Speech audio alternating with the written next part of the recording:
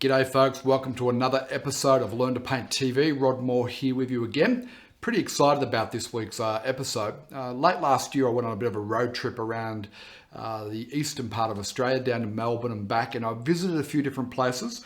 And in this tiny little country town, I think it was outside of Bathurst, I came across this old homestead here in the country, and I thought that'll make a great painting. It reminded me of an old homestead that I was near where I grew up as a kid, and with the lovely blue mountains in the background, the green grasses in the field here, I thought this is going to make an ideal painting. So I took a few photos, and obviously here's one of them here.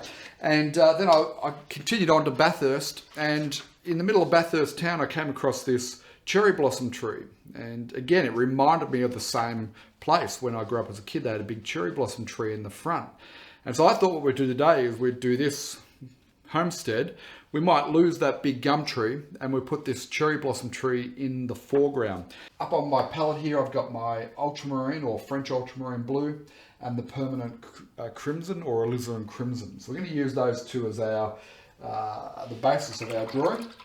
I'll swish my brush around in some water. Now it is a little bit warm here, so I'll take my squirty bottle here, just give the paints a little squirt, and I'll give the canvas just a touch of a squirt as well. Don't overdo it. It's very easy to overdo that, and then you end up with this big soggy mess. You can see that my blue is going to run. It will do that because of the nature of this palette, the way I've got it set up here. And whatever you do, don't have your palette like this. Have it flat on a table. Okay, so I'll just mix those two together, basically get a dark, and I want to have that paint a little loose, okay, so the ink-like consistency. Now our first big decision is, where is the horizon line going to be? And we want this cherry tree to sort of have all its nice sort of pinky tones sort of into the sky here. So it's going to be fairly big and dominant. It'll take up about a third of it there. So that means we need to have more sky. So our horizon line therefore needs to be a bit lower. So I'll just pop the horizon line in there, around about a third, and there's some mountains in the background, and I'm not going to fuss about getting the mountains just right. Okay, just pop something in like that. And the most important thing is we want to have our homestead over this side, and then we'll have our cherry blossom tree here, and we'll put a few other little details around it, a few other bushes and things. So with the homestead, the photo I've taken, it's slightly side on, so there's a wall there, okay, and that runs out that way, and there's another, so that's the side of it there, and that runs, that's going to be too big. Okay, so get a bit of paper towel.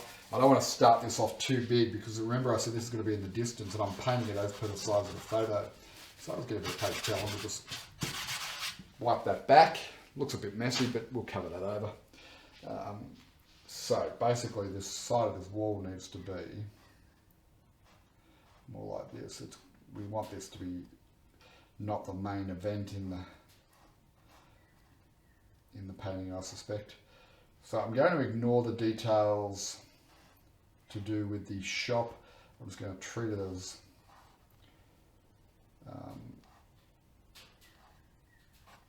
treat it all as just one big homestead. There's a bullnose veranda in there. We'll get details into this a bit later on. That probably needs to actually go to about there. Okay, and we'll run that down to there. This is all going to be in shadow in here, and I'm thinking that's probably still not quite wide enough, but hey, if we need it wider, then we'll do it wider. I don't want it to get too big, because there's also there's like a shed here, so we'll just do a little storage shed that's a bit further back in the distance there. Okay, and then around these we're going to put bushes in there. Okay, so it's just a matter of feeling our way through. I know the lines look a bit messy here at the moment because I didn't quite get it right initially, but we'll resolve that as we go, and it'll all start to make sense as we go. So some foreground bushes in there, That'll just anchor those in. And then behind the shed, we're going to have some bushes there, like so. And then we'll have some bigger ones in there. These are just sort of like, just creating a bit of a frame around the little homestead there. Okay. And they'll continue on. And then we'll have a bigger one there, just to. So what we're really looking at here is just a couple of shapes, even though the way I've described it, it's been it looks like there's more. But really, we had our horizon line here. Then we have our little homestead. And the key here is just getting that side-on wall and the roof, run that along, and it'll come to life as we progress it with the blocking. There's a little shed over here, which we'll put in. So, folks, that's about it for step one. With the Moore method of painting, part of the reason why it's been so successful in helping people learn to paint is because we simplify the drawing down into a couple of big shapes. And if you can get those big shapes onto the canvas in the right spot, then you're well on your way to creating your first painting. And you don't need to draw a masterpiece or be a fantastic drawer. Now, drawing helps, but to get started learning to paint, this approach works just fine. It's about big shapes, half a dozen big shapes, putting them in the right spot on the canvas, and then we can move on to step two. Okay, let's have a go now at step two, which is our block in. So now we've got our big shapes down the canvas, we now need to block in, and I'm going to use a big flat brush. It's a hog hair bristle brush.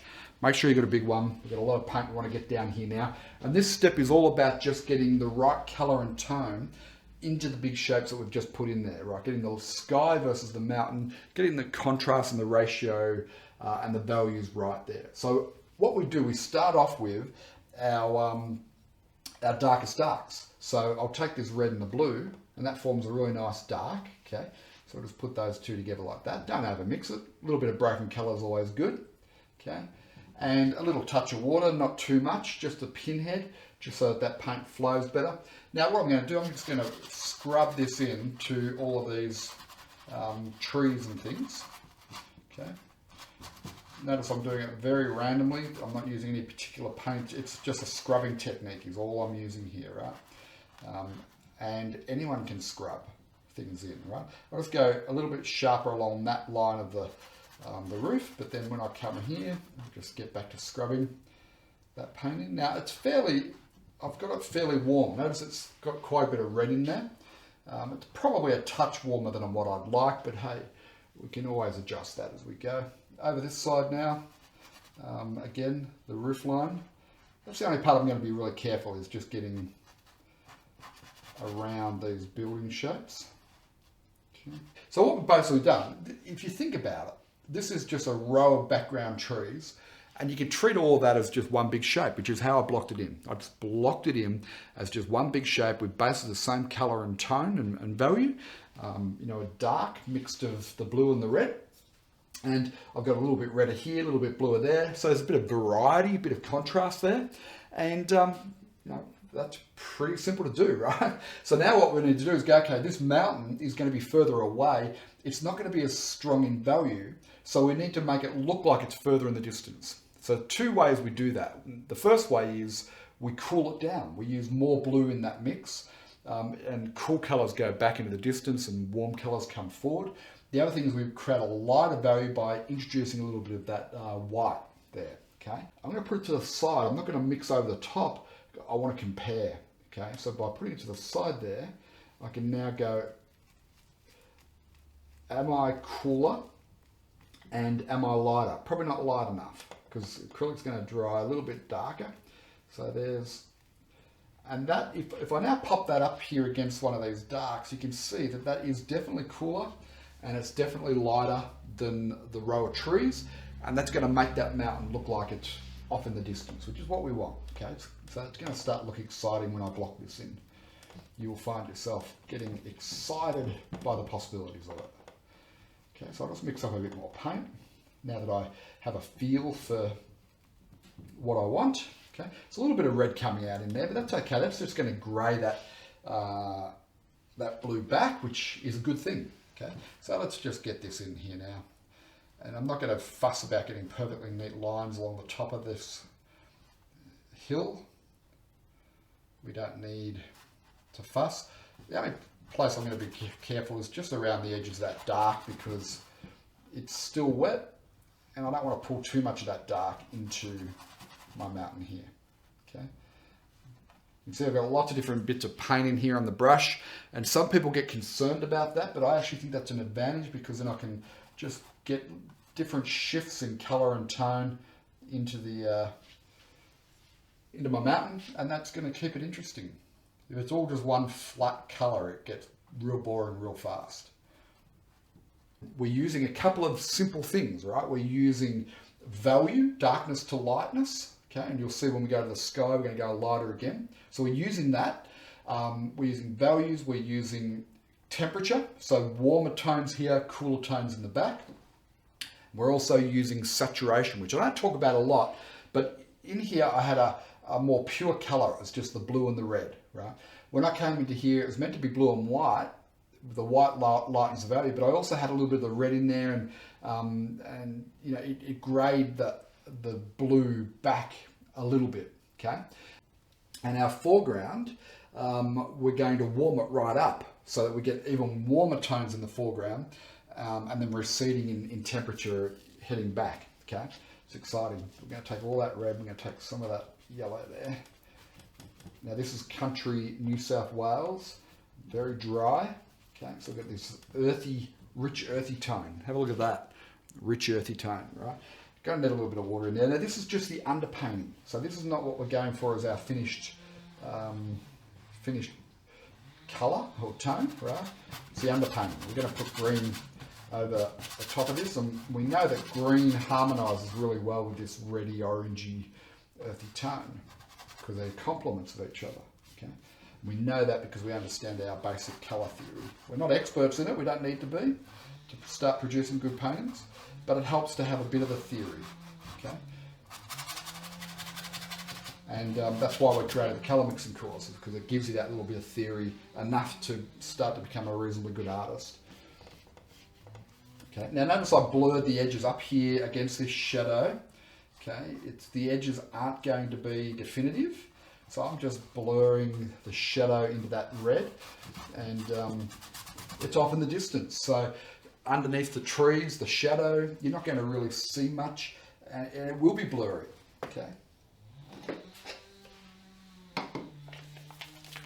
Okay, well, we're looking good here. I think we're on track, and this is going to be a great little painting. I'm pretty confident about that.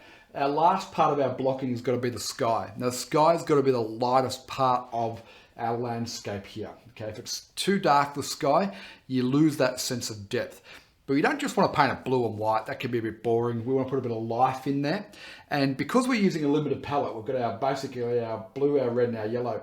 We want to reflect those colors into the sky as well.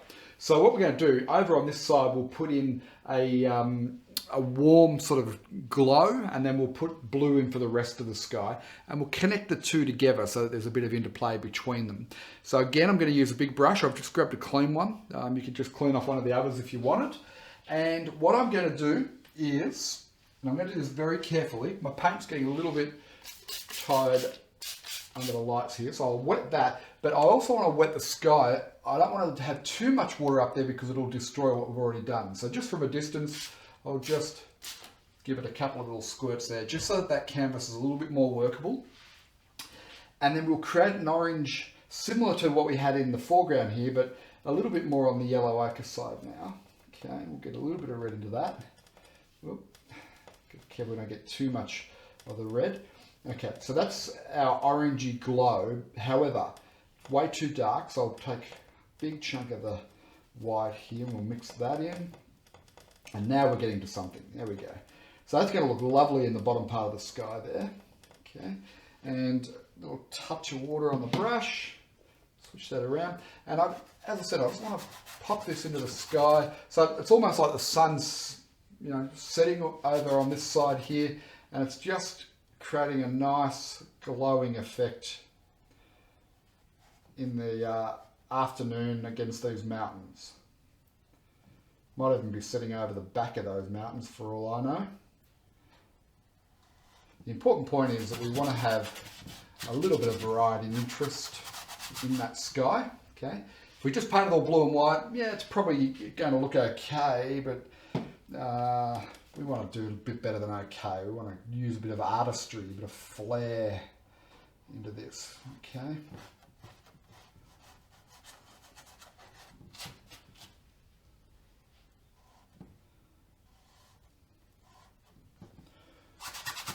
All right, that's good. Okay, notice I'm just putting a bit of colour randomly across the sky there because, you know, that happens in nature. Now, I've got that orangey tone there. I'll get a bit of paper towel and we'll just pull some of that out. Now, here's the key, because a lot of people ask about blending with acrylics. And if you have trouble blending with acrylics, in one of my art studio chats, which is another weekly TV show we do, I think it's episode 5, go and check that out. It talks about how to blend acrylics. But the key I'm going to share with you is I've got plenty of paint up here. So that's the first thing. But the other thing is I'm not going to try and blend it directly. I'm going to paint my blue and white around what I've done. And then when I've got the 2 different tones there, then I will pull them together and I'll show you how. So we'll get plenty of white here. We'll get a nice helping of the blue. Mix those 2 together. Okay, there we go. Don't make it too dark. That blue will dry darker. Okay, and we want to keep this sky nice and light in value, because when we put that cherry blossom, the pink in the cherry blossom in there, we want to make sure that that really stands out against this sky. So what we're doing in effect here is creating a little bit of a dusky sky. Now notice I'm just working up and around that orange. Okay, I'm being really careful here not to clip into that orange if I can avoid it, a little bit here and there, but not getting too carried away with it just yet. Okay.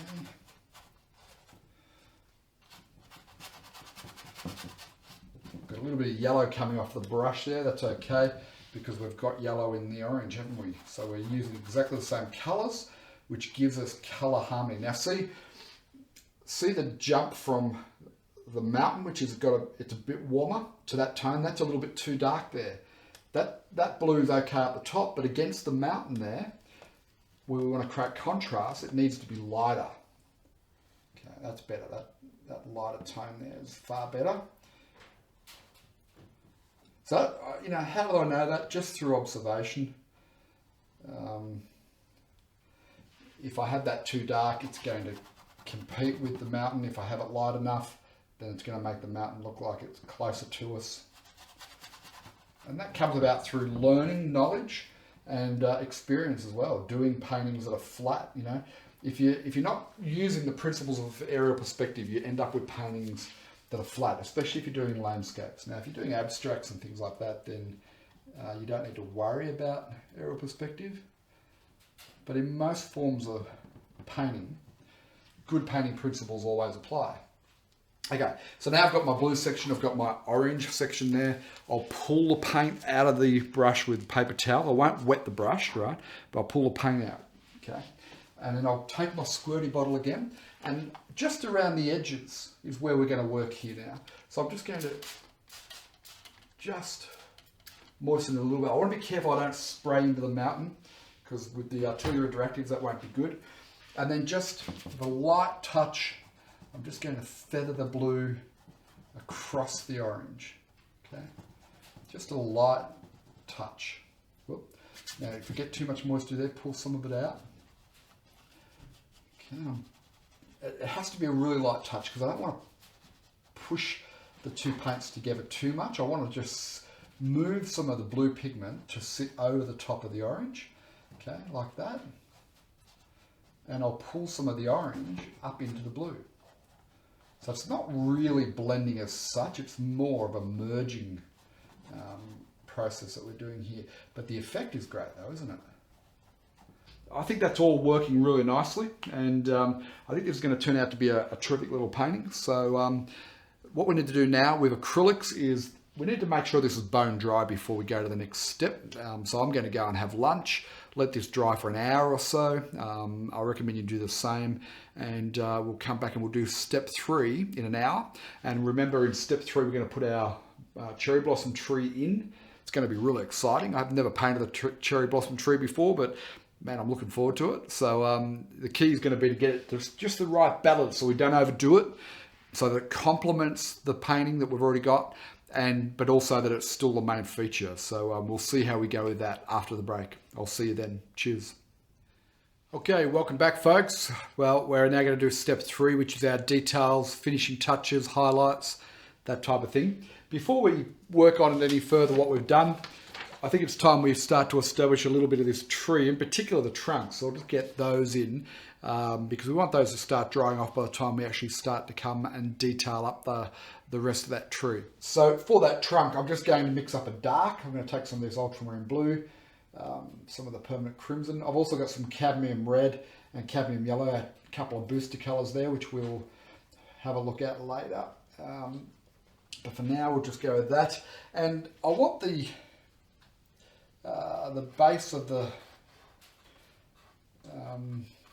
tree here to come to about there, cherry blossom tree, which means we're going to have the trunk is going to sort of run up around here. I have it leaning slightly into the painting, and so we've got the main trunk to about there, and then let's just run just a couple of sort of bigger branches out.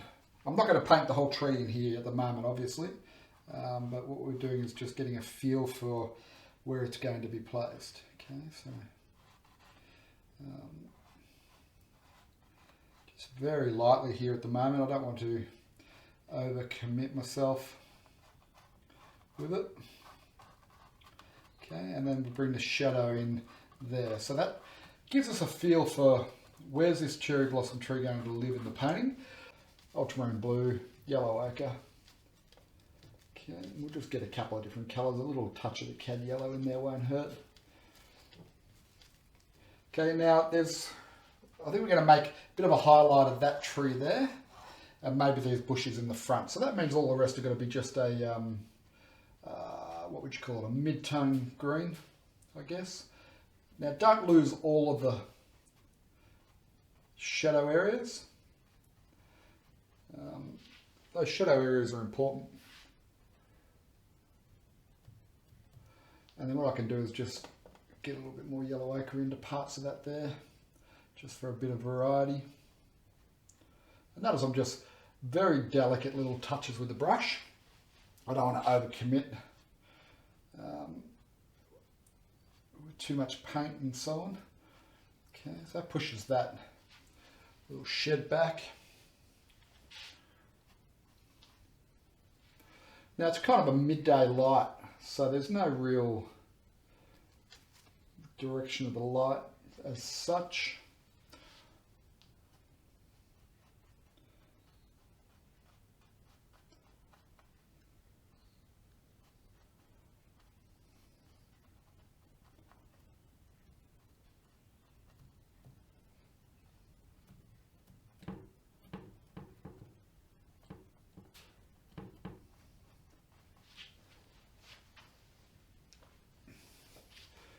Okay, I'm just going to create a slightly darker version of that as well, just to work back in here. And then we've got our grasses in the front here, so I'll get a bit more of the cad yellow and the ultramarine blue. Now, I'm not going to do too much work in here with these grasses. I want it to be kept fairly sort of simple. That's a little bit bright actually, isn't it? I'll get a little bit of that dark there and just turn it back a bit. We don't want the grass to be so strong that it's going to pop out.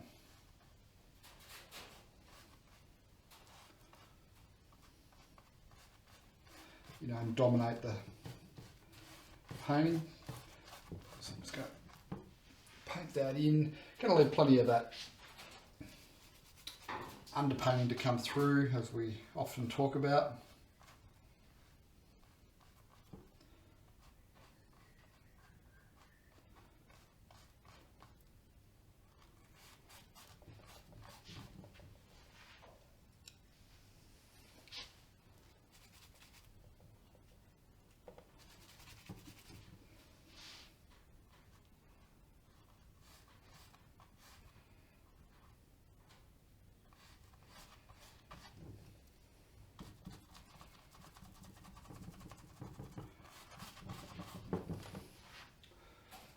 good.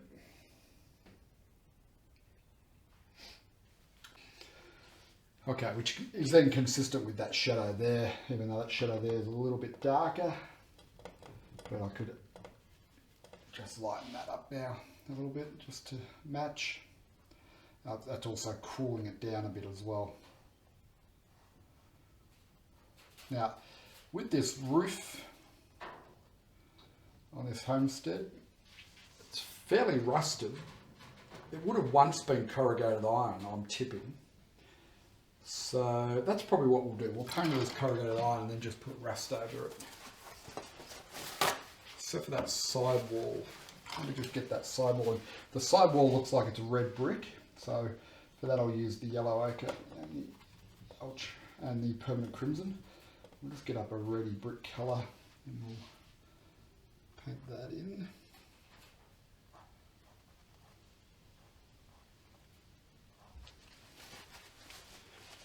Like so. Okay, take more of the titanium white and some blue.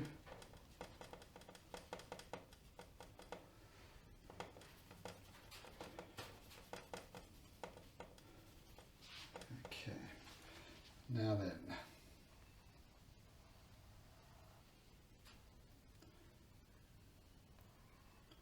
This is probably the part where you need to be the most careful out of the whole painting.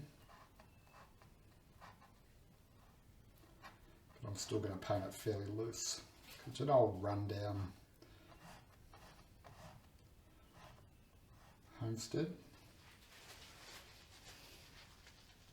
I think that blue in there is too blue now that I'm looking at it, so I'll go back to that blue and I'll get a little bit of that cadmium red. Just break that up a little bit. That's better. It's a better tone. Especially if we're saying it's red brick.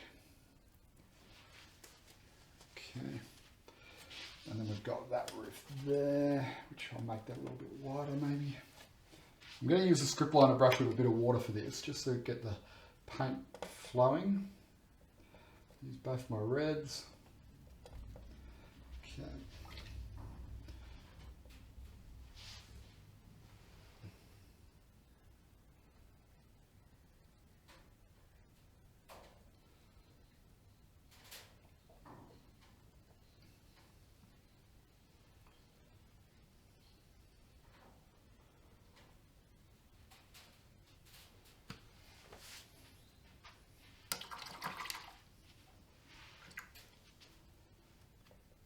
I'm just establishing the scaffolding, if you like. It's a little bit, yeah, just, you know, the foundation for this tree.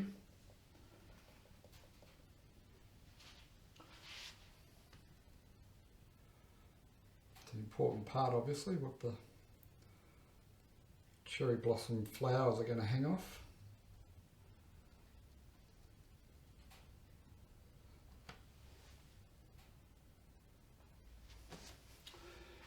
Okay. Now, it's going to be a little bit experimental, but what I'm thinking is I'm going to take my fan brush and take some of that white, and I'm going to get some of this alizarin crimson in here. Get a pinky colour, because if you have a look, it's a mass of pinks and so on. So if we start off just putting in some sort of neutral background pinks, and then we can really come in and put in some darker, one or two highlighted ones. So I'm going to just experiment with it. So I'm just going to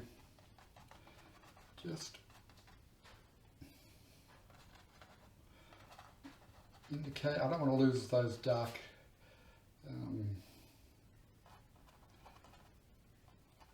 darks of the branches, but I can obviously put them back in again. And I just want to create just the feel of some clumps of cherry blossoms in here. There's obviously other tones in there as well that are darker, and so I need to just consider what's going to constitute those. But yeah, that sort of random look like that, I think that's effective. But again, I think we're probably too light. So let's get some darker tone in there now.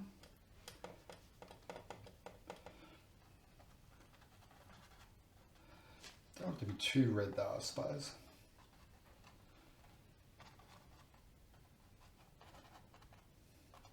See how I'm laying it over the top of that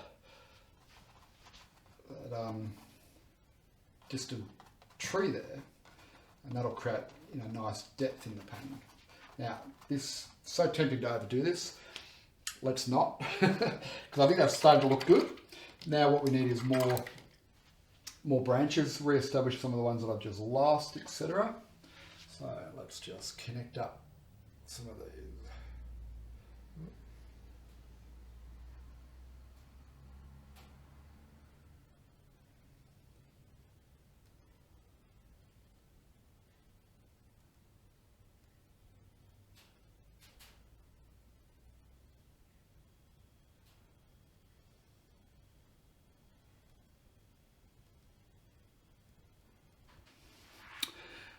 And you know what, folks, I think we're going to leave this one right there. I think it's a good little beginner, simple project anyone can have a go at. And we've captured the feel, even though we haven't painted it exactly the same. I've tried to use a way of trying to capture the feel of the cherry blossom tree in a way that anyone can do it. And so we've just played around with the fan brush just to get those pinks and reds and things into the foliage. And I think it's effective. It's you know, could use a bit more work, might approach it differently next time. But overall, I think as a beginner project and trying to paint something different like a cherry blossom tree in a country setting like that, I think it works reasonably well. So it's definitely one to have a go at, and it's a bit of fun and experiment with different ways of trying to paint the cherry blossom tree. I'm certainly going to go and have a rethink about other ways that it might approach it. I mean, there's a lot of information in that photo, if you have a look there. So knowing what to put in and what to leave out and how to simplify it is a real skill, and it's something I'll have another play around with, and we might revisit this as a subject in the future. But I hope you've enjoyed it. Hope it's given you some ideas on how to put together two different photos and create your own little scene from it. And it's certainly been a bit of fun for us here today on Learn to Paint TV. Now, if you haven't done so already, make sure you drop by Learn to Paint Academy. I'll put the address underneath me, and register for our free course where I go into this in a lot more detail, and there's 2 complete demonstrations of how the Moore method of painting works. We know it works. 25,000 students around the world have learnt to paint with us. If you haven't joined us yet, then come and join us in the free course, and it's your turn to learn more about how to get started painting with the Moore method. And also check out every episode of Learn to Paint TV. Again, web address underneath me. And if you could like this video, comment, share, subscribe, do all those good things. It helps us out, and it helps to spread the magic of painting out to many more people around the world. Hope you've enjoyed today's episode. I'll see you next week on Learn to Paint TV. Cheers for now.